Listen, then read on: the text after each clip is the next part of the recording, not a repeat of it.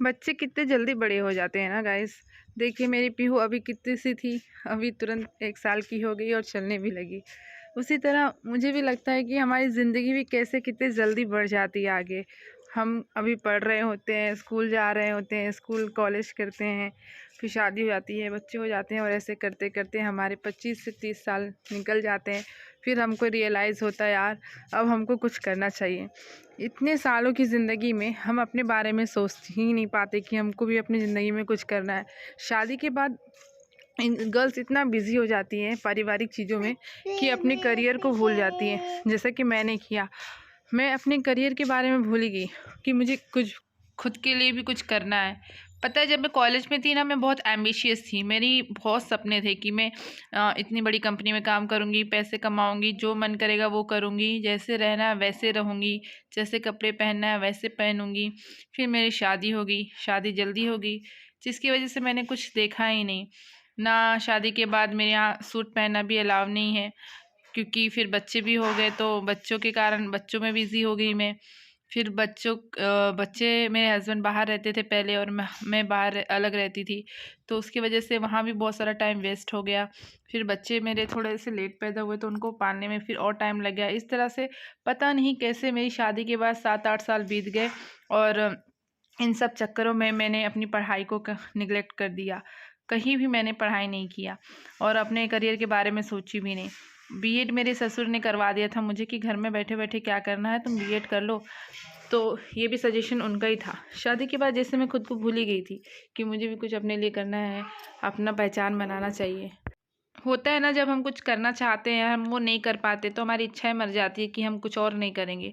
मुझे IT sector में काम करना था, लेकिन मेरी शादी हो गई, इसकी वजह से मेरे सारे सपने टूट गए और फिर उन सपनों को अब बदला लेने के लिए मैंने ज़िंदगी भर कुछ किया ही नहीं। पर मैं भूल गई थी कि ये सब करके मैं अपना ही नुकसान कर रही हूँ, किसी और का नहीं।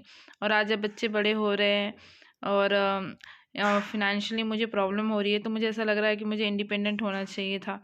मैंने अपने बारे में नहीं सोचा। अगर मैं इंडिपेंडेंट होती तो मैं घर से बाहर भी निकल रही होती थी, दुनिया देश देख रही होती थी कि बाहर क्या हो रहा है। लेकिन बिकॉज़ मैं अपने दम पर खड़ी नहीं हूँ, इंडिपेंडेंट नहीं हूँ, तो मैं दिन भर घर में ही रहती हूँ। सुबह उठना, खाना पीना बनाना, खाना, फिर बच्चों को देखना, फिर शाम को खाना पीना बनाना और फिर बच्चों को देखना और सो जाना। फिर वही काम रोज़ यही काम होता है। कुछ नया ज़िंदगी में हो ही नहीं रहा है। ऐसे तो ऐसे कैसे आगे की जीवन में काटूँगी और बच्चों को भी यही फेस करना पड़ेगा। बच्चों के लिए मैं क्या एग्ज़ाम्पल सेट करूँगी कि तुम भी यही करो, और जो मैं नहीं चाहती हूँ कि मेरे बच्चे ऐसा करें। और मैं उनको एक अलग दिशा में ले जाना चाहती हूँ। जहाँ मैं जाना चाहती थी वहाँ उनको पहुँचाऊँगी, प्लस मैं वहाँ जाऊँगी भी। अब मैंने अपने सपने जब देखना फिर से शुरू कर दिया है तो अब मैं उनको पूरा करूँगी। और मैं ऐसा उन सभी लेडीज़ को कहना चाहती हूँ जो पढ़ाई करना छोड़ चुकी हैं। अब घर के कामों में अपने आप को इतना बिज़ी कर ली कि अपने बारे में सोचना छोड़ चुकी हैं। अभी भी टाइम है, अभी भी लेट नहीं हुआ। आप अपने बारे में सोचिए, अपने लिए कुछ कीजिए और एक्शन लीजिए, जैसे कि मैंने लिया है। तो क्या हुआ कि हम 25 प्लस हो गए हैं, उससे कुछ फ़र्क नहीं पड़ता। एज मैटर नहीं करता है।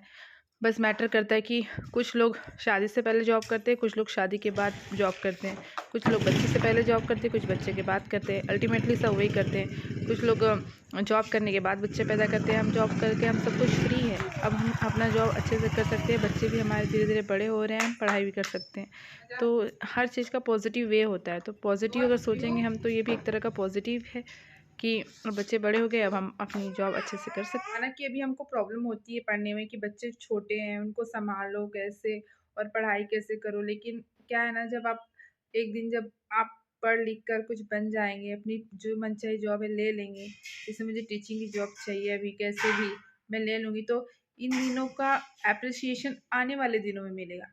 तो इन सब ये क्या है, ज़िंदगी के संघर्ष है जो हम कर रहे हैं। कोई भी चीज़ आसानी से नहीं मिलती। आपने सुना है ना, जब उठो तभी सवेरा, बस वही बात यहाँ लागू होती है। कोई भी चीज़ आसानी से नहीं मिलती है, हर चीज़ के लिए मेहनत करना पड़ता है। तो उसी तरह हमारी लाइफ में ये बच्चे के साथ पढ़ना एक तरह का संघर्ष है। वो हमारा पनिशमेंट है। जब हमारे पास टाइम था हमने पढ़ा नहीं, यूटिलाइज़ नहीं किया, और अब यूटिलाइज़ कर रहे तो कुछ तो पनिशमेंट मिलेगा ना। तो भगवान ने वो पनिशमेंट दिया है, पनिशमेंट समझिए या विश समझिए, उसको करके हमको साथ में लेके अपना प्रिपरेशन करना है, जैसे मैं कर रही हूँ। अब मैं जब पढ़ती हूँ ना तो मुझे बहुत रियलाइज़ होता है, काश मैंने उस समय पढ़ लिया होता, काश यूटिलाइज़ कर लिया था। बट काश काश होता है, कभी वो वापस नहीं जा सकता। बट जो हमारा आने वाला कल है हम उसको बदल सकते हैं, उसको अच्छा कर सकते हैं आज पढ़कर। अपना भी कर सकते हैं, अपने बच्चों का भी कर सकते हैं और अपनी फैमिली का भी कर सकते हैं। तो यही मोटिवेशन आपको अपने अंदर लेना है।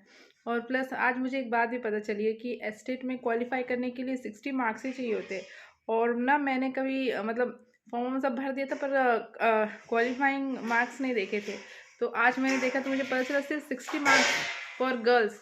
और जो जनरल है उनको 75 मार्क्स। मैं ना इसमें भी सोच रही थी कि 90 नंबर लाना है, इसलिए मैं और ज़्यादा परेशान थी।